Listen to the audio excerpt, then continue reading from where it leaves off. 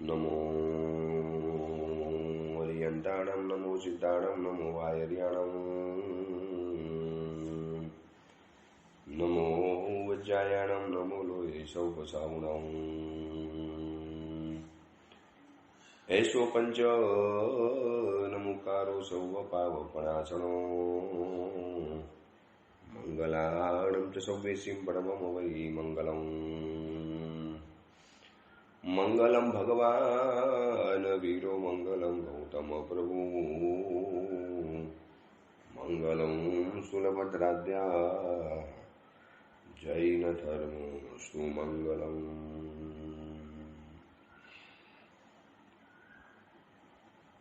प्रवचन શરૂ કરું એની પહેલા અમારા શ્રવણ સંમેલન શ્રવણ સ્નેહ મિલનની એક મજાની વાતો બતાવી દઉં। 140 થી વધુ શ્રમણ ભગવંતો ઉમરા શ્રી સંઘ સુરતની અંદરમાં સ્નેહ મિલન તરીકે એકત્રિત થયા છીએ। 11 થી વધુ આચાર્ય ભગવંતો, 15 થી 20 પન્યાસ ભગવંતો અને લગભગ આ બધા જ કરીને 130 થી 40 શ્રમણ ભગવંતો, એના કેટલાક ફોટા તસવીરો જે ગઈકાલે સંઘની અંદરમાં વાયરલ થયેલી હું તમને આજે મોકલું છું। અમારા સેવકભાઈ તમને આ પ્રવચન સાથે મોકલશે। એક દર્શન કરીને પણ તમને આનંદ થશે કે આ જમાનાની અંદરમાં અલગ અલગ ગામના, અલગ અલગ જ્ઞાતિના, અલગ અલગ સમાજના, અલગ અલગ ગામેથી દીક્ષા થયેલા, અલગ અલગ ગુરુ ભગવંતોના, પરંતુ સમુદાય એક જ, અલગ અલગ ગુરુ ભગવંતોના શ્રમણ ભગવંતો સ્નેહ મિલન તરીકે એક સાથે બધા જ્યારે આવતીકાલનું ઉજ્જવલ ભવિષ્ય કેવી રીતે બનાવવાનું, પોતાનું અને જૈન શાસનનું અને સમાજનું અને લોકોનું, આ બધા સવાલોની ચર્ચા, બધા સવાલો તો મારે તમને ખુલ્લા બતાવી પણ ન શકાય।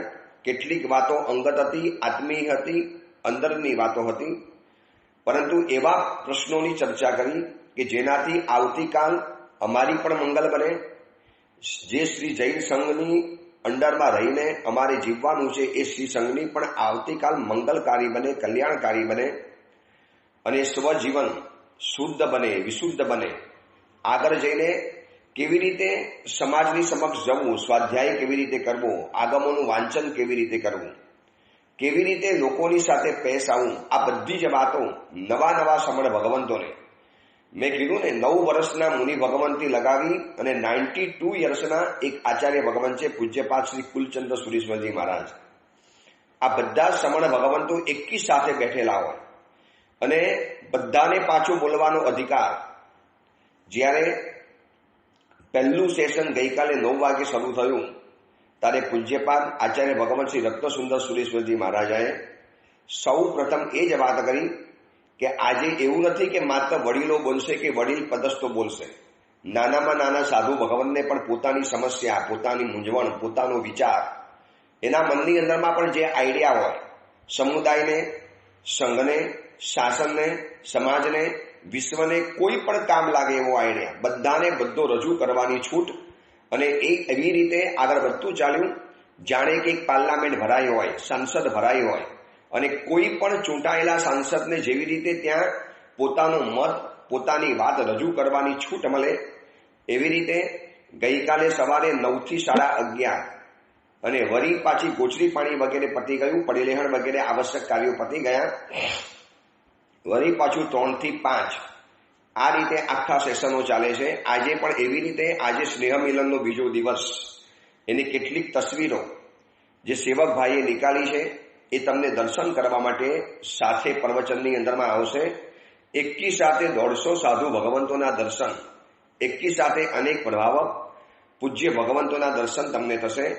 આવું સરસ મજાનું સ્નેહ મિલન ઉમરા સુરતની અંદરમાં। અને આપણે ગૌતમ પૃચ્છા ગ્રંથનો જે સ્વાધ્યાય કરીએ છીએ, 45મા નંબરનો સવાલ પરિપૂર્ણ કર્યો।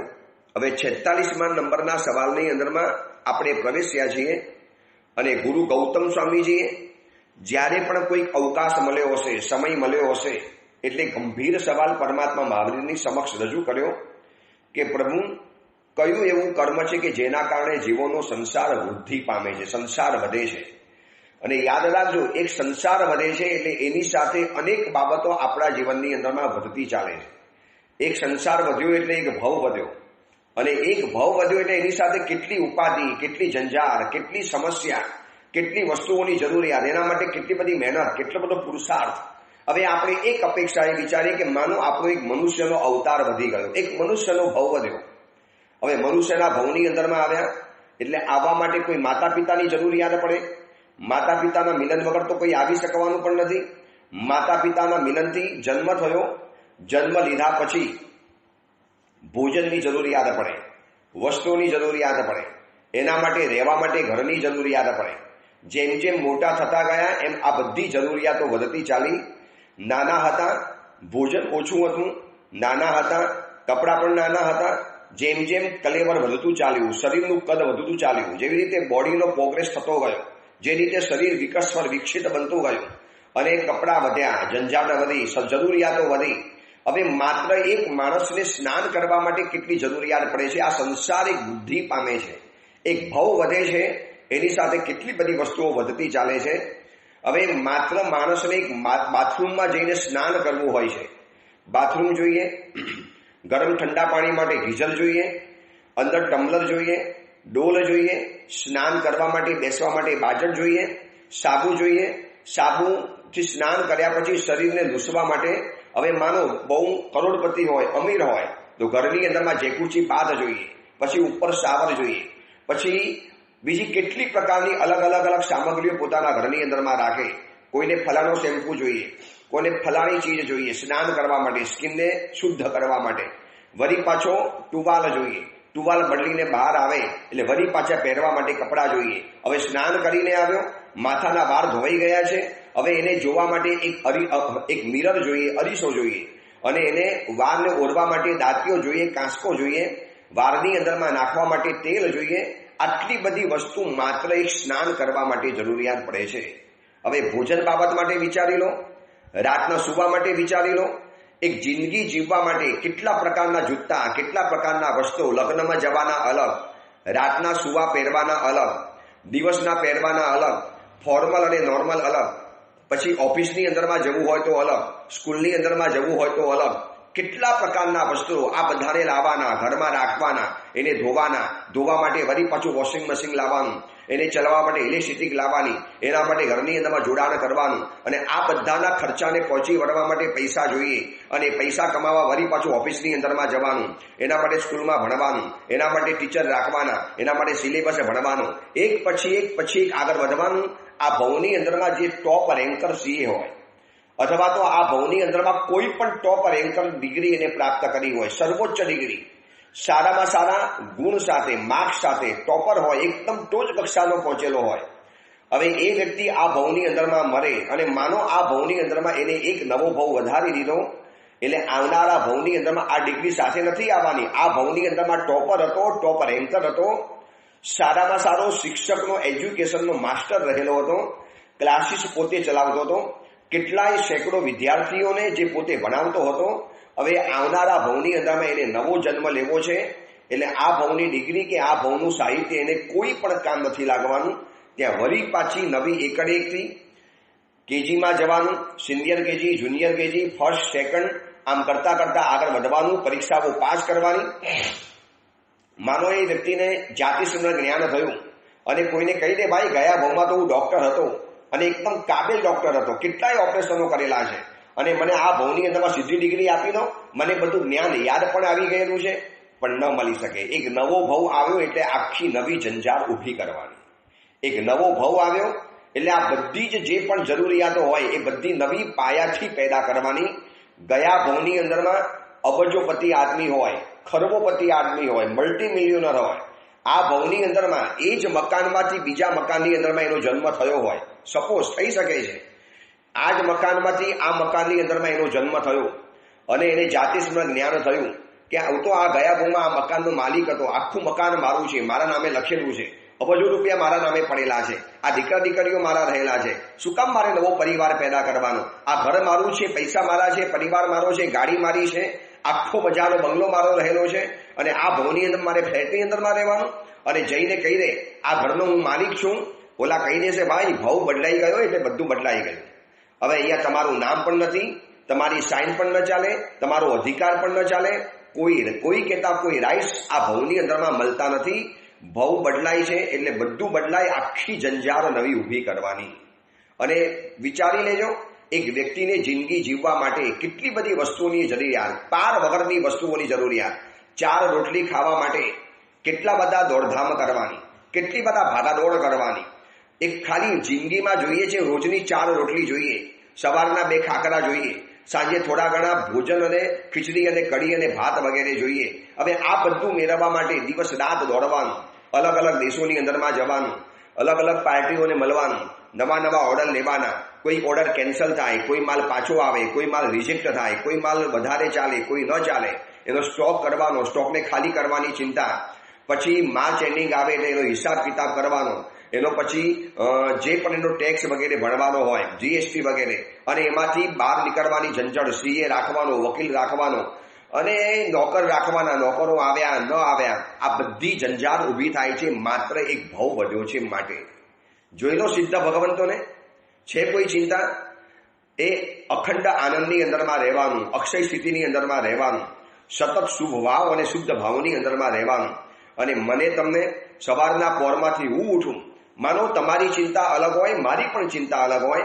આજનું પ્રવચન પરિપૂર્ણ થયું એટલે આવતીકાલે મારું કયું પ્રવચન કરવાનું, ઓડિયો પ્રવચન કયું કરવાનું, શ્રી સંઘનું પ્રવચન કયું કરવાનું, કયા પોઈન્ટ લેવાના, કઈ રીતે વાતની રજૂઆત કરવાની, એના માટે નોટ ખોલવાની, એના માટે નવી નોટો બનાવવાની, એના માટે નવા પુસ્તકો વાંચવાના, એના માટે નવી નોંધ કરવાની, એ નોંધ કરવા માટે મારે પાછી પેનો રાખવાની, પેન રાખવા માટે વળી પાછું પાકીટ રાખવાનું, એની વ્યવસ્થા કરવાની. એક સંસારમાં એક ભાવ વધે છે એટલે કેટલી બધી મુશ્કેલી, કેટલી બધી જરૂરિયાત અને કેટલી બધી સમસ્યાઓમાંથી માણસને પસાર થવું પડતું હોય છે. અને આ બધાને જોયા પછી ગુરુ ગૌતમ સ્વામીજીએ પરમાત્મા મહાવીરને આ જ સવાલ પૂછ્યો કે પ્રભુ, આ સંસાર સમાપ્ત થતો કેમ નથી? જીવોનો સંસાર વધતો જ કેમ ચાલે છે? રોજ બરોજ કદાચ એવું બની શકે છે કે એક ભવની અંદરમાં આપણે અનંતા ભવ નવા ઊભા કરી શકીએ છીએ. એટલા કારા વિચારો, એટલા ગંદા વિચારો, એવા ખોટા જજમેન્ટ, એવી ખોટી ઓપિનિયન આપી દેવાના, ખોટી બાબતો કરવાની, કંઈક એવી પ્રવૃત્તિ કરવાની, વિષય કશાયના આવેશની અંદરમાં આવી જવાનું. અને આ ભવ જે સંસાર સમાપ્ત કરી શકે છે એ જ ભવ એક નવો સંસાર વધારીને આપણને અહીંયાથી રવાના કરે છે. અને એક ભવ વધે છે એટલે માત્ર ભવ નથી વધતો, આ બધી જ કીધી એ જંજાર વધવાની. આ તો મેં તમને ખાલી શોર્ટમાં બતાવ્યું. લગ્ન કરવા છે તો કેટલી બધી જરૂરિયાત પડે, એક સંતાનો પેદા કરવા છે એની બધી કેટલી બધી જરૂરિયાત પડવાની, પછી એક પરિવાર વધતો ચાલ્યો, પછી સંબંધો વધતા ચાલ્યા, લગ્ન કર્યા એટલે પતિ પત્નીના માતા પિતા, એના ભાઈ બહેનના એના સગા સંબંધીઓ, આ બધાને સાચવવાના, બધાને બોલાવાના, બધાને ખુશ રાખવાના, સંસારના વ્યવહારો સાચવવાના. અને એની અંદરમાં તમે સહેજ કાચા પડ્યા, જો ક્યારેક તમે એ તક ચૂકી ગયા એટલે તમારા માટે 12 વાતો થાય કે માણસને વ્યવહાર નથી આવડતો, એને સાચવતા નથી આવડતું, આપણને માન સન્માન નથી આપતો, આપણી સામે જોતો પણ નથી, એનો અહંકાર વધી ગયો છે. તમે સહેજ સંસારની અંદરમાં કાચા પડો એટલે આવા બધા સ્લોગન સાંભળવાના, આવા બધા આરોપો સાંભળવાના, આવા બધા ઇલ્ઝામ શરીર ઉપર આવી જાય, માથા ઉપર આવી જાય. અને આ બધી સમસ્યામાંથી બહાર પડતા જાણે કે માણસ થાકી જાય છે. જીવવાનો જાણે કે થાક લાગે છે. વર્તમાન સમયની અંદરમાં કેટલી વ્યક્તિઓ મળી, ગુરુદેવ જીવવાની ઈચ્છા નથી થતી, ગુરુદેવ આપઘાત કરવાના રોજ બરોજ વિચાર આવે છે. વિચારી લેજો, એક પણ વ્યક્તિ કદાચ આ સંસારની અંદરમાં 100 વ્યક્તિ ગણો તો એમાંથી 90 વ્યક્તિને 1-2 વખત તો આપઘાત કરવાનો વિચાર આવી ગયેલો હશે. ક્યારેક તો કંટાળી ગયો હશે, યાર કેવી રીતે આ જિંદગી જીવવાની, આને ખુશ રાખો તો આ નારાજ થઈ જાય. બાળકો પેદા કર્યા, એને મોટા કરતા નાકે દમ આવી જાય. અને આજના કાળનું જનરેશન એના બાળકોને મોટા કરવા, કયું માને નહીં, ઉદ્ધતાઈનો પાર નહીં, સામે જવાબો આપવાના, કયું કરે નહીં, પારાવાર ત્રાસ આવી જાય. બાળકોની પરીક્ષાની તૈયારી માતાએ કરવાની, ઘરમાં રસોઈ બનાવે કે એની પરીક્ષાની તૈયારીઓ કરે, પિતાજી એની જવાબદારીમાં વ્યસ્ત રહેલા હોય, વિભક્ત કુટુંબ બની ગયા, જોઈન્ટ ફેમિલી નથી. એટલે વારે તહેવારે એટલી બધી માનસિક સ્ટ્રગલ અને સમસ્યામાંથી પસાર થાય, જિંદગી જીવવાનો આનંદ ખતમ થઈ જાય. અને એવું કબૂલ કરે છે કે ગુરુદેવ ઠીક છે જીવી લઈએ છીએ, પણ જીવવાનો આનંદ જાણે કે અમારો ખતમ થઈ ગયો છે, કોઈ આનંદ જ નથી, કોઈ મજા નથી. ઠીક છે જિંદગી પસાર કરી લઈએ છીએ, શ્વાસ છે માટે પૂરા કરવા પડે છે, પરિવાર છે માટે આ બધી જવાબદારીઓ ઉઠાવવી પડે છે. હમણાં જો મોત આવે તો મોતને સ્વીકારી લેવા તૈયાર છીએ, અથવા તો જાતે જિંદગી ટૂંકાવી દેવા તૈયાર છીએ, પણ નથી ટૂંકાવાતી, એટલી હિંમત પણ નથી, એટલી વ્યવસ્થા પણ નથી. અને બાળકોના મોઢાની સામે જોઈને ગુરુદેવ એકવાર આપઘાત કરવાનો વિચાર માંડી દેવો પડે છે. એક સંસાર વધે એટલે કેટલી ઝંઝાળ વધે, પૂછો જે સંસારમાં રહે છે એને. પારાવાર જરૂરિયાત પડવાની. અમારે સાધુઓનો પણ જો ધ્યાન ન રાખીએ તો નવો સંસાર અમારો પણ વધી શકે એમ છે. સામગ્રીઓનો સંસાર, ઉપાશ્રયોનો સંસાર, પરિગ્રહોનો સંસાર, વસ્તુઓ વળતા જવાનું, સામાન ભેગો કરતા જવાનો, આ બધા જ સંસારમાંથી બહાર નીકળવા માટે તો આ ભવ છે. આ ભવની આપણે આરાધના કરવાની છે. પરંતુ આ જ ભવની અંદર એક નવો સંસાર વધ્યો તો ક્યાં જવાનું?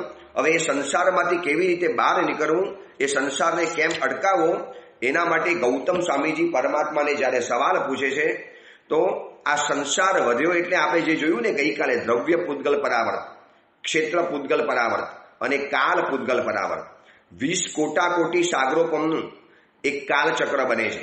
10 કોટાકોટી સાગરોપમની એક ઉત્સર્પિણી બને, 10 કોટાકોટી સાગરોપમની એક અવસર્પિણી બને. અને આ બંને ભેગા મળી અને 20 કોટાકોટી સાગરોપમ પ્રમાણ એક કાલચક્ર બનતું હોય છે. હવે આ રીતના કાલચક્રની જે વ્યવસ્થાઓ છે, જે રીતે આ રીતે કાલચક્રની જિંદગીની જે વ્યવસ્થાઓ ચાલે અને એની અંદરમાં આગળ વધતા જવાનું, 10 કોટાકોટી પલ્યોપમનું એક સાગરોપમ થાય. હવે ઘણા પૂછે ગુરુદેવ પલ્યોપમ અને સાગરોપમની અંદરમાં ફરક શું પડે? આ જૈન શાસનની પ્યોર ડેફિનેશન છે કે 10 કોટાકોટી પલ્યોપમ બરાબર એક સાગરોપમ. અને એક પલ્યોપમ કેવી રીતે બને છે એ આપણે જોયેલું. એક યોજન લાંબો ઊંડો પોરો કૂવો કરવાનો, માથામાં વાર ભરવાના, ઠાંસીને ભરવાના, ચક્રવર્તીની સેના પસાર થઈ જાય તો પણ ન ડબાય એટલા બધા ભરવાના, અને એમાંથી એક નાનકડો ટુકડો કાઢવાનો, અને આ ટુકડો દર 100 વર્ષે કાઢવાનો, અને જ્યારે ખાલી થાય ત્યારે માની લેવાનું કે એક સાગરોપમ, એક પલ્યોપમ પરિપૂર્ણ થયું. અને આવા 10 કોટાકોટી પલ્યોપમ બરાબર એક સાગરોપમ થાય. અને આવા 10 કોટાકોટી સાગરોપમની એક ઉત્સર્પિણી, 10 કોટાકોટી સાગરોપમની એક અવસર્પિણી.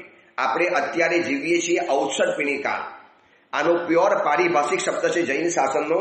આ તમારે જાણી લેવાનો. ઉત્સર્પિણી અને અવસર્પિણી, જેની અંદરમાં બધું વધતું ચાલે.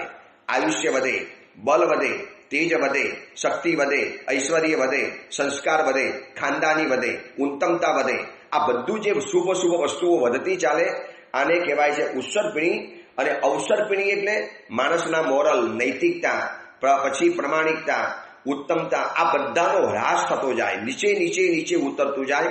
જોઈ લો, રોજબરોજના સમાચારો વાંચીએ છીએ, લોકોના મોરલ કેટલા નીચે ઉતરી ગયા, નૈતિકતાનું કેટલું અધપતન થવાની અંદરમાં આવ્યું, અને આ બધું નીચે ઉતરતું જાય. આને કહેવાય છે અવસર્પિણી કાળ. તો 10 કોટાકોટી સાગરોપમ બરાબર એક ઉત્સર્પિણી, 10 કોટાકોટી સાગરોપમ બરાબર એક અવસર્પિણી, અને આ બંને ભેગા મળે એટલે 20 કોટાકોટી સાગરોપમ પ્રમાણ એક કાલચક્ર બને છે. એક કાલચક્ર, જૈન શાસનનું જે કાલચક્ર છે, સમયચક્ર, એ સમયચક્ર 20 કોટાકોટી સાગરોપમનું બનેલું છે. એને 2 ભાગમાં વિભાજિત કરવાની અંદરમાં આવ્યું છે. 10 કોટાકોટી સાગરોપમનું અવસર્પિણી, 10 કોટાકોટી સાગરોપમનું ઉત્સર્પિણી, બંને ભેગા થાય એટલે 20 કોટાકોટી સાગરોપમ કે 20 કોટાકોટી સાગરોપમની એક કાલચક્ર બને છે. અને આવા અનંતા કાલચક્ર મેં અને તમે સંસારની અંદરમાં પરિભ્રમણ કર્યા છે. હવે વિચારી લેજો કેટલું આપણે ભમે આવીશું. ફરી વખત 20 કોટાકોટી સાગરોપમ બરાબર એક કાલચક્ર, અને આવા એકાદ બે નહીં, અનંત કાલચક્ર હું તમે રખડીને આવેલા છીએ. અને એમાં દ્રવ્ય પૂતગલ પરાવર્તની ઉપમા આપી, ક્ષેત્ર પૂતગલ પરાવર્તની ઉપમા આપી, અને કાલ પૂતગલ પરાવર્તની ઉપમા આપી. હવે આ બધા જ ભવો કર્યા, એમાં દરેક ભવની અંદરમાં જરૂરિયાત તો પડવાની. એક માણસનો ભવ છોડો, તિર્યસના ભવની અંદરમાં જાઓ, એને પણ ખાવા માટે રોટલો તો જોઈએ, રહેવા માટે કોઈક જગ્યાએ ખૂણો તો જોઈએ. કૂતરા બનીને કોઈના ઘરની અંદરમાં ઘૂસવા ગયા, લાકડીનો માર પડ્યો, બહાર નીકળ્યા, રોડ ઉપર રહ્યા, કોઈ ગાડી ફરી વળી અને આપણો એક્સિડન્ટ થઈ ગયો, તો ક્યાં જવાનું? ઘરની અંદરમાં રહેવા ન દે, રોડ ઉપર જીવી ન શકાય. આવી બદતર હાલતની અંદરમાં આવા તિર્યંજના ભવો, મનુષ્યના ભવો, એકેન્દ્રિયના ભવો, એકેન્દ્રિયમાં વળી પાછા પારાવાર ભેદો રહેલા છે. એવી રીતે પંચેન્દ્રિયમાં પણ કેટલાય ભેદો રહેલા છે. જીવ વિચાર ભણ્યા હશો તો જીવના 563 ભેદ છે, 563 ભેદ. એકવાર ભણવા જેવા છે જે વિચાર ભણશો ત્યારે ખબર પડશે કે કેટલી વિરાટ દુનિયા છે અને આ દુનિયાની અંદરમાં એકાદ વખત નહીં અનંત અનંત વખત એક એક ભવની અંદરમાં મારો જન્મ થયો છે. આ બધું સંસારનું પરિભ્રમણ મેં અનંતારે કીધા. સંસારાત અતિ ભીષણાત હહામમ મુક્તિ કથમ ભાવિની. આ ઘોર સંસારમાંથી ક્યારે હું બહાર પડીશ, ક્યારે છુટકારો થશે? છુટકારો એટલે જ્યાં જન્મ નથી, મોત નથી, નવો જન્મ નથી, નવી ઝંઝાર નથી, નવી કોઈ જરૂરિયાત નથી. એક શરીર નથી માટે કપડાં નથી, શરીર નથી માટે માથાના વાર નથી માટે દાંતિયો નથી, માટે સાબુ નથી માટે તેલ નથી, શરીર નથી માટે દાંત નથી માટે કોઈ ટૂથબ્રશ નથી, એના માટે બ્રશ નથી, એના માટે સવારના પોરમાં બધી કરવાની પ્રક્રિયાઓ નથી. વિચારી લેજો એક શરીરની સાથે કેટલી પ્રક્રિયાઓ જોડાયેલી છે. સંસાર વધે એટલે શરીર આવવાનું, શરીર આવશે એટલે આ બધી જરૂરિયાતો આવવાની, આ બધી સમસ્યાઓ આવવાની, આ બધી ઝંઝાર આવવાની. શું ગુરુદેવ કોઈ એવો ભવ નથી? આપણે પરમાત્માને પૂછે, પ્રભુ કોઈ એવો ભવ નથી જ્યાં બધાની કોઈ જરૂરિયાત નહીં, માત્ર એક જ્યોતિ સ્વરૂપ શરીર હોય, ન કોઈ શરીરિયાતની જરૂરિયાત, ન ભૂખ હોય. એક માણસનો જન્મ લીધા પછી માત્ર ભોજન માટે એને કેટલી પારાવાર કોશિશો કરવી પડે છે. પછી એના માટે સ્વાદ જોઈએ, એના માટે હોટલ જોઈએ, એના માટે અલગ અલગ રેસીપીઓ જોઈએ, એના માટે બનાવનારો જોઈએ, એના માટે મનમાં ઈચ્છાઓ કરવાની. સામેની વ્યક્તિ આપણી ઈચ્છા પૂરી કરે કે ન કરે, એને મન થાય તો સારી વસ્તુ બનાવી આપે, વરના ઘરની અંદરમાં ઠંડુ જે પણ પડ્યું એ ખાઈ લેવાનું. પછી એના માટે ઝઘડા થવાના, એના માટે કોર્ટ કચેરીમાં જવાનું. અરે ભોજન માટે પણ પતિ પત્નીના ડાયવોર્સ થયા છે, આવા પણ કિસ્સા બનતા હોય છે. આ બધી ઝંઝાર કેમ આવી? ભવ નવો વધ્યો માટે. આ ગૌતમ સ્વામીજી આપણને ઈશારો એ જ કરાવડાવે છે કે દોસ્ત શું કામ નવો સંસારનો ભવ વધારે છે? આ ઝંઝાર તને ઓછી લાગે છે? એક નવા જન્મની અંદરમાં લઈશ એટલે બધી નવી ઝંઝાર ઊભી કરવાની.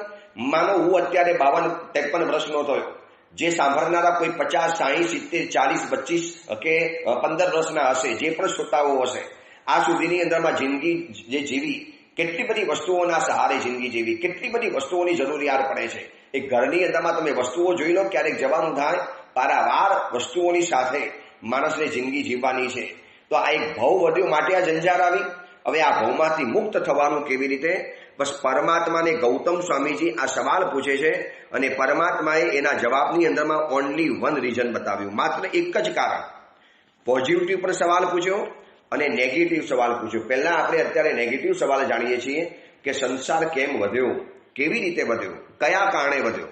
અને એની સામે પરમાત્માએ માત્ર એક જ કારણ બતાવ્યું છે કે હે ગૌતમ, તમારો જે સવાલ છે કે જીવનું સંસારનું પરિભ્રમણ કેમ વધે છે, એનો સંસાર આટલો બધો કેમ વધતો ચાલ્યો. અને એના જવાબની અંદરમાં પરમાત્મા મહાવીરે એક જે જવાબ આપ્યો છે, માત્ર એક જ રીઝન, આટલો મોટો સવાલ અને એની સામે માત્ર એક જ કારણ. કેટલું મોટું કારણ હશે? શરીરની અંદરમાં અનેક રોગો આવી ગયા અને ડોક્ટરને પૂછે કે આ કયા કારણે આવ્યું? ડોક્ટર કદાચ કે બસ માત્ર એક જ કારણે તમારા શરીરમાં રોગ આવ્યા. તો એ કારણ કેટલું બધું મહત્વનું ગણાતું હોય. એવી રીતે આટલું મોટું સંસારનું પરિભ્રમણ જેનાથી વધે, એ કારણ માત્ર એક જ કારણ બતાવ્યું. અને કારણમાં ભગવાન કહે છે કે જે જીવ, જે પણ વ્યક્તિ નાસ્તિક બની અને ઉત્સુત્ર ભાષણ કરે છે, મિથ્યાત્વના ઉદયના સમયની અંદરમાં નાસ્તિક બની જાય, એને આસ્તિકતા ગમે જ નહીં, એને ધર્મ ગમે નહીં, એને કોઈ પણ સંસ્કારો ન ગમે, એને કોઈ બંધન ન ગમે, એને કોઈ તપસ્યા ન ગમે, એને કોઈ નીતિ નિયમ નિષેધ નિયંત્રણ ન ગમે, અને આના કારણે ઉત્સુત્ર ભાષણ કરતો હોય છે. અને ઉત્સુત્ર ભાષણમાં એમ બોલે, ધર્મ નથી, જીવ નથી, પલ્લોક નથી, પુણ્ય પાપ નથી, સમણ ભગવંતો નથી. ભાઈ કોઈ સારી વસ્તુ કરવાની જરૂરિયાત નથી. આ ભવમાં જલસા કરો, આવનારા ભવની અંદરમાં મર્યા પછી કઈ દુનિયાની અંદરમાં આપણે જવાના છીએ, આ આપણને ડરાવી દીધેલા રહે છે. ધર્મ આપણને ડરાવ્યા કરે છે, પલ્લોકનો ડર બતાવે, નરકનો ડર બતાવે, સ્વર્ગની લાલચ બતાવે. આ બધું કશું જ નથી. ખાવો પીવો, જલસા કરો, યાર મસ્તી કરો. આ જિંદગી મળી છે એના માટે. આ ધર્મ આપણી ઉપર બંધન નાખી દેવાની અંદરમાં આવે છે. આ ધર્મ અફીણ છે, એના નશાની અંદરમાં આપણને આવું બધું કરવાનું મન થાય. આવું એકાદ વ્યક્તિ નહીં, વર્તમાન સમયની અંદરમાં સંસ્કારી ધર્મિષ્ઠ પરિવારની અંદરમાં જન્મેલા દીકરા દીકરીઓના મગજની અંદરમાં પણ આ એક તોફાન ચાલતું હોય છે. એને તોફાન એના મગજની અંદરમાં નાખી દેવામાં આવે છે. અને જે લોકો મેકોલોનું સિસ્ટમ પ્રમાણે જે શિક્ષણ હવે આગળ વધ્યું છે, વર્ષો પહેલા લંડનની એસેમ્બલીની અંદરમાં મેકોલોએ આ જ કીધેલું હતું કે હિન્દુસ્તાનનો અને હિન્દુસ્તાનના ધર્મ જગતનો પાયો છે આસ્તિકતા. હૃદય એ લોકોનું સરળ છે, હૃદય એ લોકોનું સ્વચ્છ છે, એટલા બધા પોતાના ધર્મના દેવ અને ગુરુને સમર્પિત રહેલા છે. જો આ પ્રજાને પાયમાલ કરવી હશે, એની આસ્તિકતાને ખતમ કરો. એની આસ્તિકતાને ખતમ કરવી છે, એનું શિક્ષણ બદલી નાખો. એનું શિક્ષણ બદલવું છે તો આપણે આપણો સિલેબસ ચલાવવો પડશે. માત્ર નકરી બૌદ્ધિકતાની વાતો, નૈકરી માત્ર સફળતાની વાતો, જેમાં સહનશીલતા, જેમાં પુણ્ય પાપ, જેમાં ધર્મ કર્મ, જેમાં સુખ દુઃખ, જેમાં વિનય વિવેક, સમર્પણ, આ ઉદારતા, આવા કોઈ શબ્દો સિલેબસની અંદરમાં નહીં લાવવાના. અને આવા નાસ્તિકતાની ફોજને તૈયાર કરનારા આ મેકોલો સિસ્ટમ પદ્ધતિ પ્રમાણે જે લોકો આગળ વધ્યા છે, તમે કોઈ પણ ઘરનો જઈને સર્વે કરો, 10 વર્ષ સુધી જે બાળક માત્ર માતા પિતાના કહેવાના કારણે, હજી કોઈ જાજી એટલી સમજણ નથી આવી, પણ એક શ્રદ્ધા, જૈન કુલમાં જન્મ્યો છું, પરમાત્માની પૂજા કરવાની, દેવગુરુ પાસે જવાનું, એની ગુરુની પાસે 10 વર્ષની ઉંમરમાં એટલો બધો બેસતો હોય કે ખેંચીને એને ઘરમાં લાવવો પડે. એ જ બાળક જ્યારે 20 વર્ષનો થાય, 25 વર્ષનો થાય, એટલે અમે પૂછીએ એના માતા પિતાને, ક્યાં ગયો તમારો ઓલો બાળક? નાની ઉંમરમાં કેટલો બધો આવતો હતો, મોકલજો ને. અને ત્યારે માતા પિતા કે સાહેબ, હવે આખી દિશા બદલાઈ ગઈ છે, હવે એને તમે ધર્મનું નામ દો છો એટલે એલર્જી થાય છે. અમને ઘરમાં કહી દીધું છે કે મમ્મી અને પપ્પા, તમારે અમારી સામે ધર્મની વાતો નહીં કરવાની, ધર્મમાં તો આવું ચાલે છે, અહીંયા તો આવું બધું ચાલે છે, અમને આ બધાની અંદરમાં ઇન્ટરેસ્ટ નથી, અમે તો માનવતાને માનીએ, ધર્મને અમે માનતા નથી. આ બધા ઉપવાસ વગેરે શેના માટે કરવાના? આ તપસ્યાઓ શેના માટે કરવાની? આ દાન અને ત્યાગ બધી શેના માટે કરવાનું? ખાવાનું મળ્યું છે એને છોડી દેવાનું? આ ભોમાં ખાવાનું મળ્યું છે એને નહીં ખાવાનું, તપસ્યા કરવાની. શું ભૂખ્યા મરવાનું છે? આ પથ્થરની પૂજા કરીને શું ફાયદો થવાનો હતો? આવા પારાવાર નાસ્તિકતાના વિચારો. એ લોકો પણ કોઈ ખરાબ નથી. નાની ઉંમરથી શિક્ષણ જ એવું મળ્યું છે, વર્તુળ એવું મળ્યું છે, આજુબાજુની દોસ્તોની સંગત જ એવી મળી છે કે એના કારણે એના મનની અંદરમાં આ જ વિચાર આવે. એમાં કોઈ વાંધો નથી. હમણાં જ મુંબઈની અંદરમાં જઈને આવ્યો, ભટાર ચાતુર્માસ કરીને મુંબઈ આવ્યો, વળી પાછો સુરત આવી ગયો. એમાં જેટલા પણ માતા પિતાઓ મળ્યા, જૂના પરિચિત થયા અને જે હમણાં નવા પણ મળ્યા, એમાં કેટલાક સાવિકા બહેનો એકદમ ઉત્તમ આદર્શ ધર્માત્મા તરીકે જીવતી હોય, શુદ્ધ સાવિકા જીવન જીવતી હોય, અને એના સાવકને આ બધું બિલકુલ પસંદ ન હોય, અને એના કારણે રોજ ઘરની અંદરમાં ઝઘડા થાય, રોજ ઘરની અંદરમાં સ્ટ્રગલ થાય. હું બેનને કહ્યું, બેન છોડી દો, આ તમારા સાવકને ઉલટાનો કર્મનો બંધ થાય છે. ધર્મને ગાર આપીને તમે ધર્મ એવી રીતે કરો કે તમારા સાવકને ખબર ન પડે, અથવા તો ખ્યાલ ના આવે, અથવા તો ઓફિસ ચાલી જાય પછી. બાકી એના મનની અંદરમાં ખબર પડે કે દીકરાને માસ્ટર પાસે મોકલો છો તો પણ તકલીફ, દીકરો પાઠશાલા જાય છે તો પણ તકલીફ, દીકરો કોઈ ગુરુ ભગવાનના પરિચયમાં આવ્યો છે તો પણ તકલીફ, દીકરાને પ્રતિક્રમણ સામાયિક વગેરે મમ્મી કરાવડાવે તો પણ તકલીફ. ના પાડીને હમણાં કશું નહીં કરાવવાનું, એને પહેલા ખબર પડવાનું પુણ્ય ને પાપ કોને કહેવાય, ધર્મ અધર્મ કોને કહેવાય, શું ખબર પડે આને ધર્મ કહેવાય છે. બસ આવી બધી નાસ્તિકતાની જે વાતો લઈને જીવનની અંદરમાં આવેલા છીએ. એવા લોકો જોયા છે કે ઘરે ક્યારેક ઘોરવા જવાનું કે પગલા કરવા જવાનું હોય, સાવિકામ ભાવથી ઉછળતી હોય, એવો આમ અહોભાવ હૃદયમાં છવાયેલો હોય, અથવા તો ઘરની અંદરમાં રહેલા માતા પિતા એટલા બધા ઉલટવાળા, એટલા બધા અહોભાવ, એટલા બધા જૈન ધર્મથી વાસિત દેખાતા હોય, અને એ જ ઘરની અંદરમાં જન્મેલા યુવાન દીકરા દીકરીઓ દૂર ઉભા જાણે કે કોઈ પરગ્રહનું પ્રાણી આવી ગયું હોય એવી રીતે મહાત્માને એવી નજરોમાં જોવે. આવા અનુભવો મેં જીવનમાં કર્યા છે. ક્યારેક પગલાં કરવા જવાનું થાય ત્યારે પછી એ દીકરા દીકરીઓ સાથે પ્રેમથી વાતચીત કરીએ, થોડાક નિકટ લાવવાનો પ્રયત્ન કરીએ, પણ જાણે કે એને એમ જ લાગે આ કોઈ આપણી વ્યક્તિ નથી, આપણી આ લાઈફ નથી. બસ ઇંગ્લિશ બોલવાનું, બાઇકમાં ફરવાનું, ઇંગ્લિશની અંદરમાં બોલતા આવડી ગયું, બસ એ જ આપણી દુનિયા, એ જ આપણી લાઈફ. સવારના પોરમાંથી નીકળી જવાનું, સાંજે ઘરની અંદરમાં આવવાનું, નીચે મંદિર હોય, દેરાસર હોય, પૂજા કરવાની તક હોય. મુંબઈની અંદરમાં એવો એક પરિવાર મળ્યો કે જેના ઘરની અંદરમાં ઘર દેરાસર છે. હવે વિચારી લેજો, ઘરની અંદરમાં ઘર દેરાસર છે, છતાં પણ માતા પિતાએ ફરિયાદ મને એ કરી કે સાહેબ દીકરા દીકરીઓને એટલું તો સમજાવો કે ઘરની અંદરમાં દેરાસર છે એના દર્શન કરો. મને ખબર પડી ગઈ કે આ લોકોને કંઈ કહેવા જેવું નથી. હવે એક અત્યારે મિથ્યાત્વનો ઉદય રહેલો છે. મિથ્યાત્વ કેટલા પ્રકારના હોય? 10 પ્રકારના મિથ્યાત્વ છે, અને 10 પ્રકારના મિથ્યાત્વની સામે મિથ્યાત્વને 10 પ્રકારની ઉપમા આપવામાં આવી છે. એ બધી વાતો આપણે આવતીકાલે કરીશું. પરંતુ એ ઘરની અંદરમાં ઘર દેરાસર, અને માતા પિતાઓને અને એના માતા પિતાઓના કહેવાના કારણે અમે છોકરાઓને કહીએ કે ઘરમાં દેરાસર છે, પૂજા તો કરો, એટલીસ્ટ દર્શન તો કરો. અને છોકરાઓનો જે જવાબ સાંભળવા માટે મળ્યો, એમ લાગ્યું કે આ દીકરા દીકરીઓને ક્યારે ફરીવાર શબ્દ કહેવો પણ નહીં, એ લોકોની ઈશારો પણ નહીં કરવો. કદાચ એવું કહેવાના કારણે એના મોઢામાંથી જે શબ્દો નીકળે છે એટલી મોટી ભગવત તત્વની, અરિહંત તત્વની, ઈશ્વરીય તત્વની એ લોકો આસ્થાપના કરી રહેલા છીએ. પણ હવે એક નાસ્તિકતાનો જ્યારે ઉદય થયો છે, જ્યારે ગુરુ ગૌતમ સ્વામીજીને પ્રભુ એમ કહે છે કે જે જીવ ઉત્સૂત્ર ભાષણ કરે છે નાસ્તિક બનીને, અને ઉત્સૂત્ર ભાષણ કોને કહેવાય? ઉત્સૂત્ર શબ્દ એ જૈન શાસનનો પ્યોર પારિભાષિક શબ્દ છે. જે પરંપરા છે, જે નીતિ નિયમ છે, જે આપણને પરંપરા મળી છે, જે ધર્મની સિક્વન્સ મળી છે, એનાથી ઉલટું બોલવું આને કહેવાય છે ઉચ્ચસૂત્ર કહેવાય છે. અને આવી ઉચ્ચસૂત્ર ભાષણની જે પરોપણા જીવનમાં થતી હોય અને એના કારણે જે એનો સંસાર વધતો જાય અને એ શબ્દો કેવા નીકળે, એ ટીકા ટિપ્પણ કેવી નીકળે, એના માટેની વાતો કેવી નીકળે છે, એ બધી વાત આપણે આવતીકાલે વિચારીશું. બહુ મહત્વનો સવાલ છે, એનો પરમાત્માએ બહુ મહત્વનો જવાબ આપ્યો છે. અને કદાચ આ વાત ઘણા પરિવારોને લાગુ પડતી હશે. ઘણા માતા પિતાઓ આ પણ સમસ્યાથી પરેશાન છે કે દીકરા દીકરીઓને કેવી રીતે મૂળ માર્ગમાં જોડવા, કેવી રીતે લાવવા. પણ હવે એના માટેના તો શિબિરો પણ કરીએ છીએ, સેમિનારો પણ કરીએ છીએ. એના માટે દીકરા દીકરીઓ થોડા ઘણા જોડાય પણ છે. જે નથી જ આવતા એ નથી જ આવતા. જાણે કે એને દેરાસર, ઉપાશ્રય, ધર્મ, નીતિ, નિયમ, પર્વ, તપસ્યા અથવા તો જે પરંપરામાં જન્મ્યો છે, જે ધર્મની અંદરમાં જન્મ્યો છે, એની પરંપરા સાથે એને કોઈ લેવા દેવા નથી, કોઈ સંબંધ નથી.